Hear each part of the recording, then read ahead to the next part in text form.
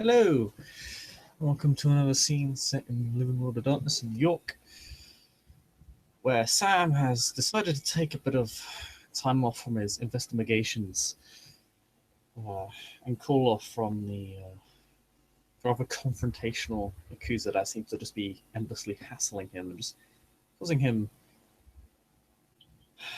constant irritation as he takes a drink in the Elysium the library, which he really shouldn't be doing. He's not really supposed to eat drink in the library, but and again, he is a mobster. He's never really cared for rules.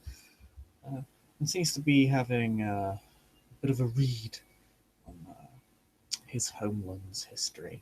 It's not something he's paying too much attention to, really. He's more focused on having a drink and just flaunting the fact that he's flagrantly ignoring the rules of this establishment more so than anything else.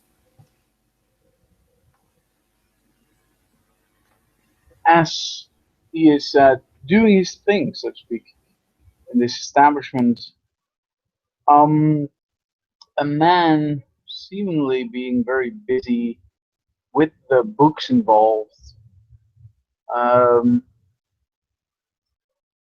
uh, looks at you. Does it something that strikes you as Irish?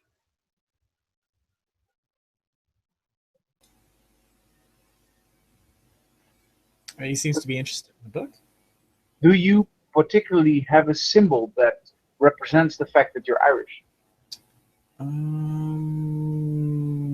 Sam's just wearing what he is in his life. That's probably not, other than the book, maybe. Um, he's not really talking either, so he doesn't have his accent out. So there's nothing that really defines him as particularly Irish right now, other than reading the book. All right. Well, as you do what you do, you and you observe around, you can see that actually, as you walk in the vicinity of this young man, who seems to be very vividly looking up books, you can see that he is actually reading a book that is all about learning Irish.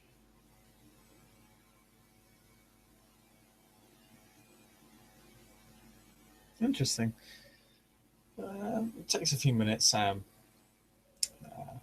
just finished his drink and begins putting the book back to where it is. And as he asks you, actually, no, he doesn't have a language merit. He only knows English. Um,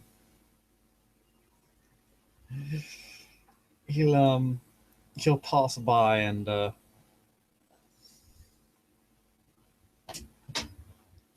say, "Oh, I learning the language of the motherland, are we?" Well, I've lost a large part of my accent since I've been traveling all over the world. My name is Father O'Beard, and who may I see as my companion in this dark hour?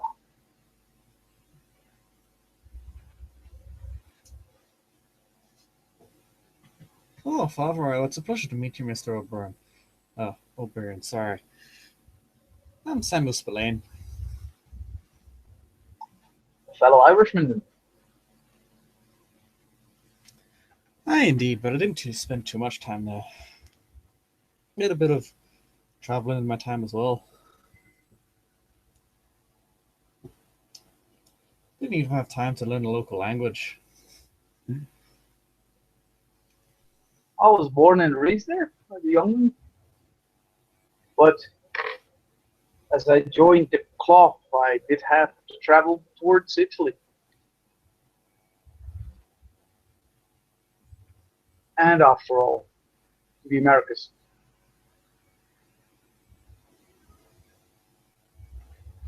Aye, interesting. My family just moved to Britain, just being a short ride away. Then moved over into. Well, I moved over into America when I went to study for university. What you study? Mainly law and finance. Good to know your Right, way around the bureaucracy and all. finance. So, going to roll a lore to see who would go here, be embraced, and finance, especially with your time you travel there. Let me see. 1, 2, 3, 4, 5 years. All right. Ooh, Clan stereotypes indicate that Sam is probably a Ventry. yep. Figured as much. So, since he has some knowledge, he'll simply say, "So might I assume that you're embraced by the Ventru?"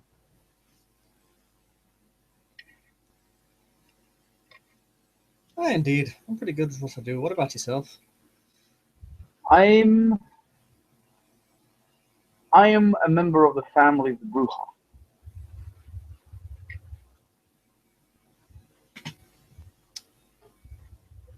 I was a bit curious of that statement. Interesting. I've been recently traveled here to join my mentor in this city. You might know him by the name of Ajax. He's, I believe, the keeper of the Elysium. In which case, Sam would know him. But I don't think he's ever talked to him. Ah, yeah, I've seen him around, but I've never talked to him much myself. Oh, you should. He's a man, especially for talking, considering the reputation of the well regular Bruja in the city. He is much for talking. He's a very interesting, wise man. I've learned a lot from him in my time in my particular situation. There's been um, there's been very very challenging indeed for me.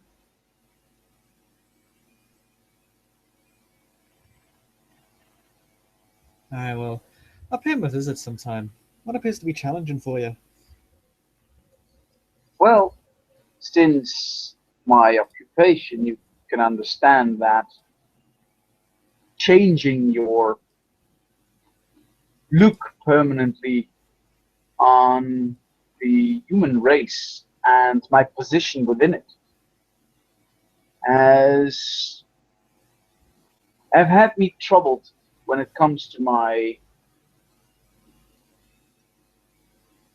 newfound need for consumption, but also my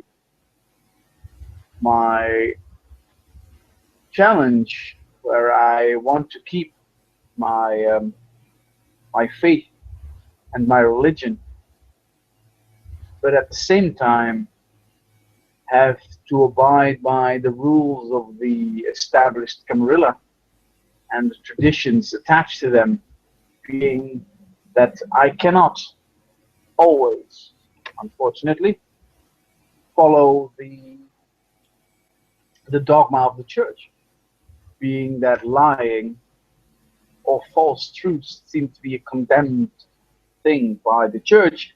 However, if somebody would ask me bluntly if I was a kindred, I would have to deny this. Uh, Reconciliation. I can see why that might be a bit of a problem, but then again, it's not like, well, I'm not speaking for you, of course, but it's not like everyone has always had the capacity to follow their faith while they were human, no? That's true, but not everyone is me. I think we all have to follow our own paths, don't you say? I'm sure you, before you were embraced within this world, um, were abiding by some of humanity's rules, while now I would understand if you would find yourself less inhibited by such laws, since we are so very well when it comes to hiding within even open sight common space.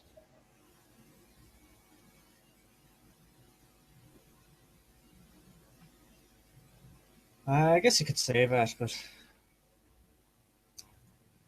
I've been generally able to hold on to myself as long as mistakes aren't made. I think that's really what it comes down to at the end of the day. So what would you consider a mistake, Mr. Spillane? Well, if someone's asking if you're a vampire in the first place, then you probably fucked up somewhere along the road. Fair example. However, um, let me put it into a perspective that might be more difficult for you to understand. Not that you're not smart, just saying that it has two sides of the coin. Of course. So the dogma of the church tells me that I cannot steal, I may not possess something that belongs to somebody else. Would you consider your blood your own? And if by that argument you do believe this, then a human blood also belongs to his own. Therefore, if I drink from a human without their consent, you could consider it stealing.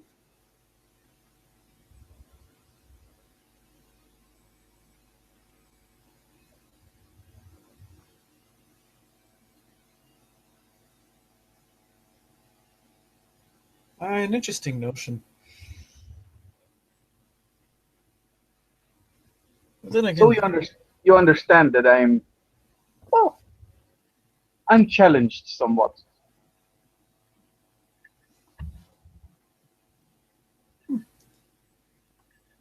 yeah, I guess you could consider that. Uh, I guess it depends on how you define consent, though. It's an awfully nebulous thing sometimes. Well, it thinks that it all depends on how you look at humanity itself. Do you consider yourself to be human still? Are you not greatly human? Do you not wear its clothes? Do you not speak its voice?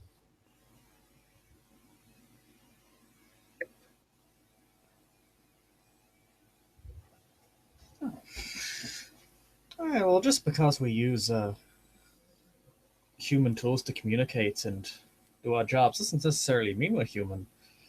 But I understand your point. There's a lot of mimicry going on. Again, I suppose that is part of the masquerade and all. It must, because if not, you would condemn everything and everyone, not just those who behave irrational or bad, I should say. But you condemn the entirety of the society. And who are we to condemn an entire society for wrongdoing of one man or woman?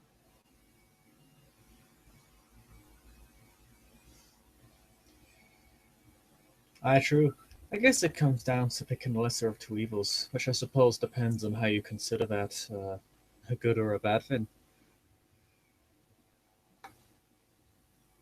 Well, if you pick a lesser of two evils, you must assume that one of them is evil.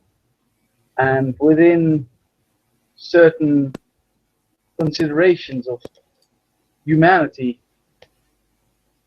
being evil is the definition of the wrong side of things. Now, if two things are evil,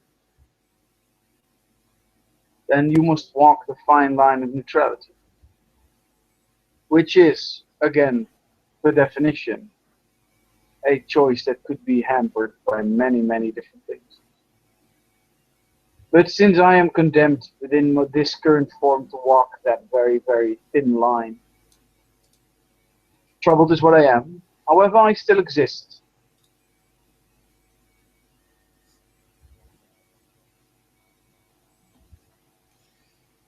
I indeed we do. And if you play your cards right, it'll probably be for a very long time. Hi,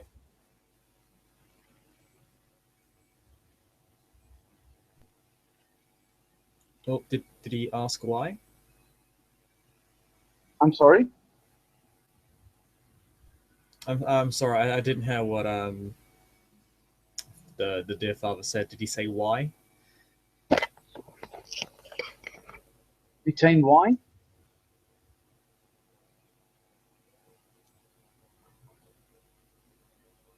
I'm not really understanding what you're trying to ask or Oh, say. sorry, I'm asking what O'Byrne just said. O'Brien said that it all depends on perspective and time. Ah, sorry, I didn't quite hear you.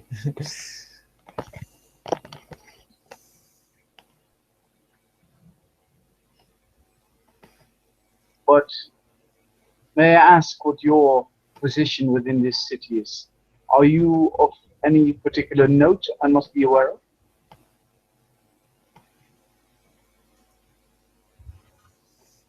No, no formal title for me just yet.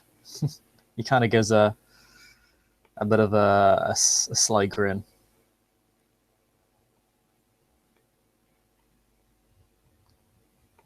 Well, if you would do me a favor, if favors among us are still free, whenever you find your clanmates, which I'm sure you have, because I know your number, just not I've never met everyone yet.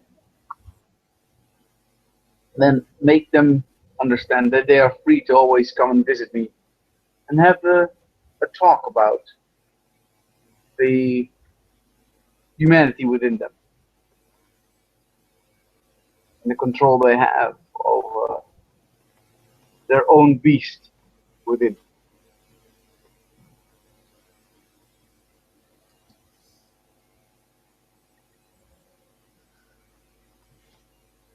I'll do so. I've enjoyed our little chat, but I suppose I should be leaving you to your studies now, shouldn't I? I will be studying always, but there's always time for a conversation. I have no trouble with this. Do you by any chance know when in greater gatherings of us are going to happen? I would like to meet more people, that is.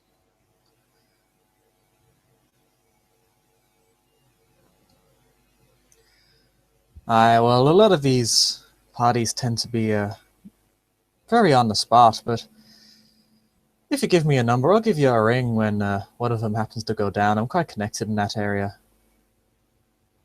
Thank you. That's good to know. Um, Samuel will walk to an attaché case of some sort, and he will take out a letter and a fountain pen. He will write a number and give it to you. Sam will put the number in his phone and he'll just text you his.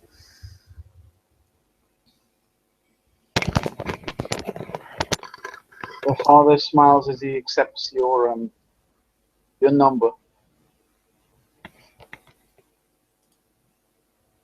Thank you for this conversation, Mr. Spillane. It's been a privilege to meet another Irishman in this city.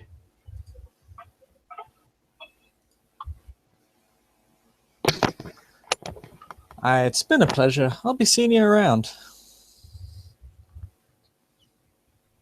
Thank you. Go with God, my son.